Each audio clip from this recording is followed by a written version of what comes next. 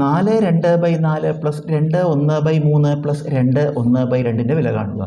ഇതെല്ലാം mixed fractions ആണ്, എല്ലാം മിശ്രഭിന്നങ്ങളാണ്.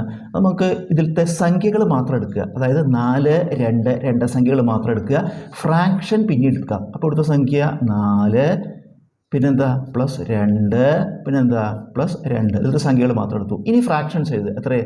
Plus 2/4 plus 1/3 plus 1/2.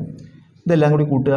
4 2 6 2 8 പ്ലസ് ഈ 2/4 നമുക്ക് 2 കൊണ്ട് പിടിച്ചെടുക്കുമ്പോൾ 1 2 2 ഈ 2 4 പ്ലസ് 1/3 പ്ലസ് 1/2 8 പ്ലസ് ഈ 1/2 1/2 അരയും കൂട്ടിയ 1 പ്ലസ് പിന്നെന്താ 1/3 8 1 കൂട്ടിയ 9 പ്ലസ് 1/3 9ഉം 1/3 കൂടി കൂട്ടിയാൽ എന്ത് വരും? 9 പ്ലസ് 1/3 ഉത്തരം 9 1/3.